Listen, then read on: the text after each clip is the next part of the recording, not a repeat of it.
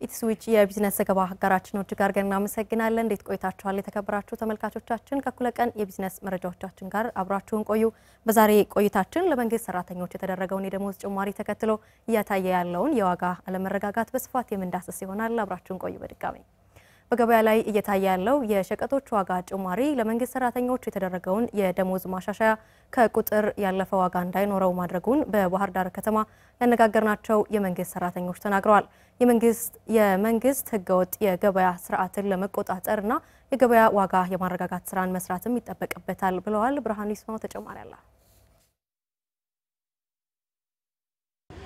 በባህር ዳር ከተማ በተለምዶ አባይ ማዶ የገበያ ማዕከል ተገኝቻለሁ የተለያዩ ሸቀጦችን ዋጋ ለማጣራትም ጥረት አድርጋለሁ ከፍተኛ የዋጋ ጭማሪ ከሰሞኑ ከታየባቸው ምርቶች መካከል የዘይት ምርት አንዱ ነው እንዴ የዘይት ምርት 5 ሊትር ዘይት ከ1500 ብር በመነሳት 1700 ድረስ ሲሸጥ እንደነበር ሸማቾችና ነጋዴዎች ነግረውኛል እንግዲህ 3 ሊትር ዘይት ደግሞ ከነበረበት 970 ብር በመነሳት እስከ 1040 ብር የሚሸጥበት የገበያ ሁኔታ ተፈጥሯል ይህ 1 ሊትር ዘይት ተብሎ የሚሸጠው ነው በትክክለኛ መጠኑ ግን 800 ሚሊ ሊትር የሚመዝን እንደሆነ ነው መረዳት የቻልኩት ይህ ዘይት እንግዲህ እስከ 350 ብር የሚሸጥበት የገበያ ሁኔታ ተፈጥሯል ማለት ነው ይህ ተገቢ ያልሆነ የንግድ ስርዓት እንዳለ ማስረጃ ሊሆን እንደሚችል ይችላል ማለት ነው ይህ ጭማሪ የተስተዋለው የመንግስት ሰራተኞች የደሞዝ ማሻሻያን ተከትሎ እንደሆነ የተለያዩ የህብረተሰብ ክፍሎች ነግረውኛል በባህር ዳር ከተማ ያነጋገርናቸው የመንግስት ሰራተኞች በገበያ ላይ የሚስተዋለው የዋጋ ጭማሪ ለመንግስት ሰራተኞች የተደረገውን የደሞዝ ማሻሻያ ዋጋ ያሳጣል ብለዋል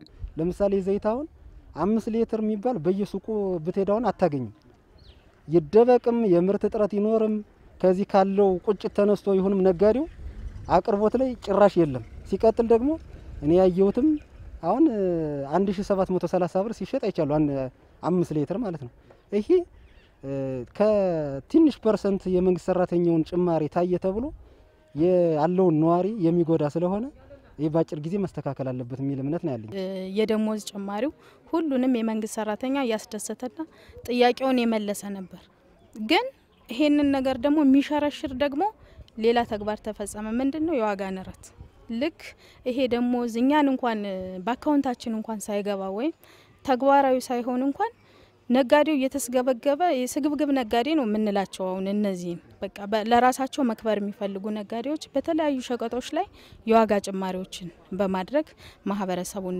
ማሳቀቅ የገበያ ሁኔታ መንግስት የደሞዝ ማሻሻያ አድርጎ ያው ደሞዝ በአዲስ በጀት አመት ተከፍሎናል ግን የተከፈለን ደሞዝ ገበያ ላይ በመንወስድበት ሰዓት በሸቀጣ ሸቀጥ ያለው ዋጋ ንረት በከፍተኛ ደረጃ በመጨመሩ ገንዘቡ ጥቅም ላይ ውሏል ለማለት ትንሽ አያስደፍርም መንግስት አስፈላጊውን እርምጃ በመውሰድና የተለያዩ ተግባራትን በማከናወን የገበያ ማረጋጋት ስራ እንዲሰራም ጠይቀዋል ዙሮ መንግስት ይሄን ቁጥጥርና ክትትል እያደረገ እነዚህን እኔ ስግብግብ ብዬ ነው የምገልጻቸው እነዚህን ነጋዴዎች በደንብ እርምጃ እንዲወሰድ ነው መልእክቴን ማስተላለፍ የምፈልገው ያው መንግስትም ይጠበቅበታል የበኩሉን ድርሻ የመወጣት ኃላፊነት ስላለበት ራሱ ህብረተሰቡም የራሱን የበኩሉን ድርሻ ከመወጣት አንፃር በተገቢው መንገድ የዋጋ ንረቶችን የሚቆጣጠርበትን መካኒዝም ተጠቅሞ ተመጣጣኝ የሆኑ ገበያ የሚያገኝበትን ሸቀጣ ሸቀጦችም ሆኑ ሌሎች ንግዶችን የሚያገኝበት ነገር መስፋፋት አለበት ነው ከዚያ ውጭ ግን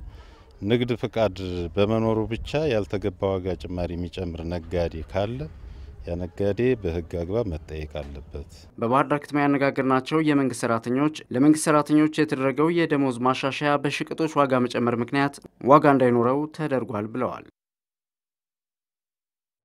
የመንግስት ሰራተኛውን ኑሮ ለመደጎም የተደረገውን የደሞዝ ጭማሪ ተከትሎ በተለይ ከውጪ በሚገቡ የዘይት ምርቶች ላይ ያላግባብ የዋጋ ጭማሪ ባደረጉ ከ300 በላይ ነጋዴዎች ላይ እርምጃ መውሰዱን የባህር ዳር ከተማ አስተዳደር ንግድና ገበያ ልማት መምሪያ አስታውቋል አላግባብ ዋጋ ጭማሪ ያደረጉና አሁንም መታረም ባልፈለጉ ነጋዴዎች ላይ ከአስተዳደራዊ እርምጃ ባሻገር በወንጀል እንዲጠየቁ የማድረግ ስራ መጀመሩም ተገልጿል ጌታቸው ስንታየው ተጨማሪ አለው የመንግስት ሰራተኛውን የኑሮ መደጎሚያ ጭማሪ ደሞዙን ተከትሎ በባህር ዳር ከተማ ውጭ የሚገቡ የዘይት ምርቶች ላይ አንዳንድ ነጋዴዎች ያላግባብ የዋጋ ጭማሪ አድርገዋል። ይህን ተከትሎም ከእንዲህ አይነት ድርጊት እንዲቆጠቡ ባላስተካከሉ ነጋዴዎች ላይ እርምጃ መወሰዱን የባህር ዳር ከተማ አስተዳደር ንግድና ገበያ ልማት መምሪያ ኃላፊ አቶ አደራ ጋሼ አስታውቀዋል። ወደ 320 አካባቢ በዚህ ዋጋ ጭማሪ ጋር በተያያዘ ነው 320 የንግድ ድርጅቶችና 8 ስቶሮች ታሽገዋል። እነዚህም ተፈትሸው የተገኘ ብዙም አልነበረም። ቤቶች ግን የታሸጉት ውል ገብተው ከዚህ በኋላ ላይ ጨምሩ ውል ገብተው ነው የሄዱት የነበረ። ግን አሁን ምርት ማምጣት አልፈለጉም። የነበረችዋን ሸጡ። ከዚያ በኋላ ያለውን ማምጣት አልፈለጉም። ምንድነው ምክንያት የሚለውንም ዝም አላልንም እያነጋገርናቸው ነው። ከዚህ በተጨማሪም ያደረጉትን ያልተገባ የዋጋ ጭማሪ እንዲያስተካክሉ ተነግሯቸው መስተካከል ያልቻሉት ላይ ደግሞ አስተዳደራዊ እርምጃና የንግድ ፈቃዳቸውን በመንጠቅ በወንጀል እንዲጠየቁ የማድረግ ስራ መጀመሩንም መምሪያ ኃላፊው አስገንዝበዋል። ግሽ አባይ 3 ነጋዴዎች ምርመራ የሚጣራባቸው አለ። ፋሲሎ 6 ታሰሩና 5ቱ ስተታችን ነው እናስተካክላለን ብለው የነበረውንም በግልጽ ዋጋ ሽጠው በግልጽም ለጥፈው ዋጋቸውንም ጭምር ለጥፈው እንዲሸጡ የውል እንትን ገብተው 5,000 ብር ተቀጠዋል። 23 ነጋዴ አካባቢ ግሽ አባይ ላይ ቸርቻሪ ከሆነ 20,000 ጅምላ ከሆነ 50,000 ተቀጥቷል። ምርመራ እየተጣራባቸው ያላቸው ቅድም እንዳልኩ ግሽ አባይ 3 አሉን። ፋሲሎ ደግሞ 1 አለን። ጣና 1 አለን። ዳግማዊ ደግሞ እንደዚሁ 2 አለን። አንዱ ገና ጠፍቶናል። የታሸገውን ቀዶ የጠፋለ እሱም እየተፈለገ ነው አሁን ያለው። ስለዚህ እነዚህ ናቸው ምርመራ እየተጣራባቸው ያሉ። ሌሎች ግን ኮሚትመንት ሌተር ወስደዋል። ያለውን እዛ ሲታሸግ የነበረውን ለማህበረሰቡ ሽጠዋል በተቀመጠው ዋጋ። ከዛ በኋላ ግን ማምጣት አልቻሉም። ግን ያልደረስነባቸው አሁንም በየቤቱ በምንም የደበቁ አልፎ የሚሸጡ አሉ።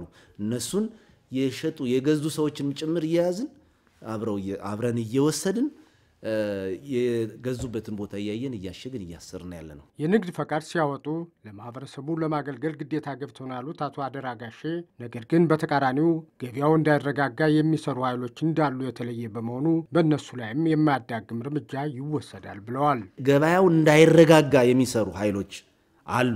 እነዚህ የውጭ ዘይቶችን የሚያስመጡ አሁንም ምርት ማያመጡ የምርት እጥረት እንዲፈጠር የሚያደርጓሉ። እነሱን በህግም ቢሆን እንጠይቃለን። ምክንያቱም ንግድ ፈቃድ ሲወስዱ ለማህበረሰቡ ሊያገለግሉ ግዴታ ገብተው ነው። የሚገባቸውን ግብር ሊከፍሉ ነው። በወቅቱ እድሳት ሊያድሱ ነው። ይህን ማድረግ ማይችሉ ከሆነ ሆን ተብሎ ገበያ ላይ አሻጥር ለመስራት እየተፈለገ ስለሆነ እነሱ ላይ እርምጃ መውሰድ እንጀምራለን። ንግድ ፈቃድ መመለስ ብቻ ሳይሆን ተሰብስቦ ተነጋግሮ ዋጋ መጨመር ወይ ምርት መደበቅ ወይ ምርት አለማምጣት አመጽ ነው። ስለዚህ እዚህ ላይ መውጣት አለባቸው ብለን እናስባለን። ሸማቹ ምርት በሚገዛበት ጊዜ ነጋዴው በንግድ ድርጅቱ የምርት ዋጋ ዝርዝር በሚታዩ ቦታ እንዲለጥፍ የተደረገ በመሆኑ ከተባለው በላይ የሚሸጥ አካል ሲኖር ግብረ ኃይል ስልክ ከጎኑ የተቀመጠ በመሆኑ ደውለው እንዲያሳውቁም መምሪያ ኃላፊው መልእክት አስተላልፈዋል። ኢትስዊች የቢዝነስ ዘገባ አጋራችን ነው። በድጋሚ እጅግ አድርገን እናመሰግናለን። ዜናዎቻችን አሁንም ቀጥለዋል። ከሰሞኑ በአማራ ክልል ያለው የገበያ አለመረጋጋት በነዋሪው ላይ ከፍተኛ ጫና እያሳደረ ነው። ይህንን ተከትሎ የባህር ዳር ከተማ አስተዳደር ንግድና ገበያ ልማት መምሪያ የተለያዩ እንቅስቃሴዎችን እያደረገም ይገኛል። ከዚህ ባለፈ ከህግ ማስከበር ጋር ተያይዞ በተለይ የሸማቾች ጥበቃ ህጉ ምን ይላል፣ እንዴት ያለ ተጠያቂነትን ያመጣል በሚለው ዙሪያ ደግሞ ተጨማሪ ማብራሪያ እንዲሰጡን እንግዳ ጋብዘናል። እንግዳችን በአሚኮ ከፍተኛ የህግ ባለሙያ የሆኑት አቶ ደመቀ ይብሬ ናቸው። እሳቸው ጋር ቆይታ የምናደርግ ይሆናል። አቶ ደመቀ በቅድሚያ ወደ ስቱዲዮአችን እንኳን በሰላም መጡ። አመሰግናለሁ። እንግዲህ ቀደም ሲል በዜናዎቻችንም ለመከታተል እንደሞከር ነው የመንግስት ሰራተኞችን የደሞዝ ጭማሪ ተከትሎ የገበያ አለመረጋጋት መከሰቱን ለመመልከት ችለናል። እንግዲህ በተለይ የገበያ አለመረጋጋቱን በተለይ ከህግ ማስከበር አኳያ የሸማቾች ጥበቃ ህጉ ምን ይላል፣ እንዴት ያለ ተጠያቂነት ያመጣል የሚለውን እንመልከት። መልካም። እንግዲህ የንግድ እቃዎችንና ሸቀጦችን እንዲሁም አገልግሎቶችን የሚመለከተው አዋጅ ቁጥር የንግድ ውድድርና ሸማቾች ጥበቃ አዋጅ ቁጥር 813/2006 የሚባለው ነው። ይህ አዋጅ እንግዲህ የሸማቹንና የነጋዴውን ማህበረሰብ መብትና ግዴታዎች በዝርዝር ያስቀመጠ አዋጅ ነው። አያይዞም በነጋዴው ማህበረሰብ እንዳይፈጸሙ የተከለከሉ ድርጊቶችንም አስቀምጧል አዋጁ። ለምሳሌ አንቀጽ 30 ላይ አዋጁ ምንድነው የሚለው?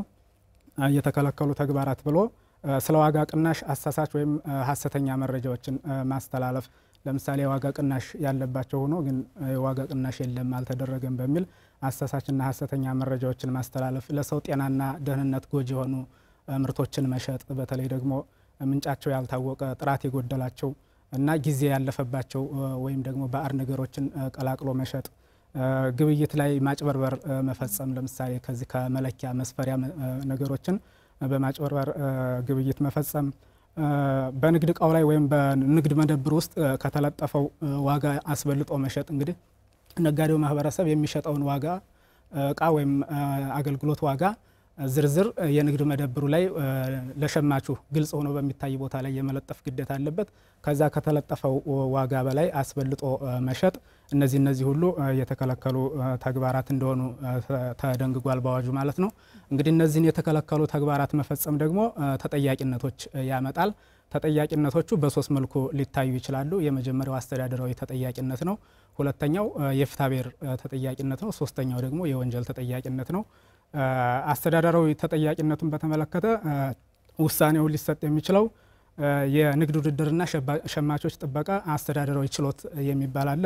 እሱ የሚሰጣቸው ውሳኔዎች ምንድናቸው? ለምሳሌ ተገቢ አይደለም የተባለውን ድርጊት እንዲያቆም ማድረግ፣ ከዚህ ጋር ተያይዞ የንግድ መደብሩን መዝጋት ወይም ማሸግ የመሳሰሉ እርምጃዎች ሊወሰዱ ይችላሉ።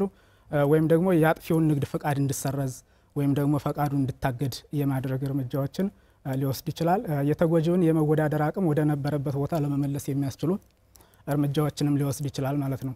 የወንጀል ተጠያቂነቱን በተመለከተም የተቀመጣል አዋጁ ላይ ለምሳሌ ከዚህ ከምርት መደበቅ ወይም ውድድርን መገደብን በተመለከተ በአዋጁ አንቀጽ 8 የተቀመጠ ቅጣት አለ። ለምሳሌ አመታዊ ገቢውን የነጋዴውን አመታዊ ገቢ 15% ወይም ደግሞ አመታዊ ገቢውን መወሰን ባልተቻለ ጊዜ ከ500 ሺህ ብር እስከ 1 ሚሊዮን የሚደርስ የገንዘብ መቀጮና የእስራት ቅጣትም ተደንግጓል። ሌሎችም ቅጣቶች አሉ። የፍትሐብሔር ተጠያቂነቱን በተመለከተ በዚህ በምርቱ ወይም ደግሞ በእቃው ምክንያት ጉዳት የደረሰበት አካል ካለ ለደረሰበት ጉዳት የህሊና ወይም ደግሞ የንብረት ጉዳት ካሳ የሚጠይቅበት ሁሉ ተመቻችቷል ማለት ነው። መልካም። በአሚኮ ከፍተኛ የህግ ባለሙያ የሆኑት አቶ ደመቀ ይብሩ እዚህ ስቱዲዮአችን ድረስ ተገኝተው ለሰጡ ማብራሪያ ጋር እናመሰግናለን። መልካም ጊዜ ይሁንላችሁ። አመሰግናለሁ።